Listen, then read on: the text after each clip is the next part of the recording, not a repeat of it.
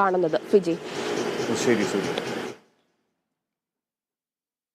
വയനാട് വാഗേരിയിലെ നരഭോജി കടുവയെ തിരിച്ചറിഞ്ഞു. വനം വകുപ്പിന്റെ ലിസ്റ്റിൽ ഉൾപ്പെട്ട വയനാട് വന്യജീവി സങ്കേതത്തിലെ കടുവയാണ് പ്രജീഷിനെ കൊലപ്പെടുത്തിയത്.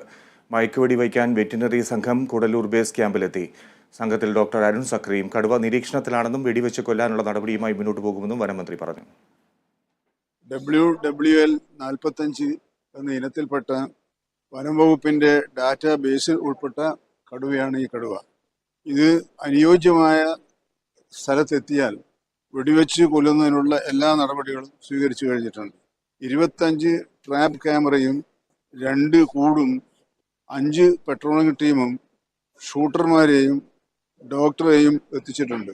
ഇനിയുള്ള മണിക്കൂറുകളിൽ ഈ കടുവയെ വെടിവെക്കാനുള്ള എല്ലാ നടപടികളുമാണ് സ്വീകരിക്കുക.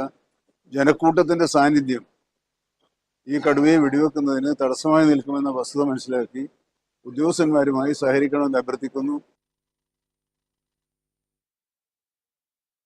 ഷിബു വിവരങ്ങളുമായി ചേരുന്നു. ഷിബു, കടുവയെ എവിടെയാണെന്ന് നിരീക്ഷിച്ചിട്ടുണ്ട് എന്നാണ് പറയുന്നത്. കടുവയെ വെടിവെക്കാനുള്ള തയ്യാറെടുപ്പുകൾ എങ്ങനെയാണ്?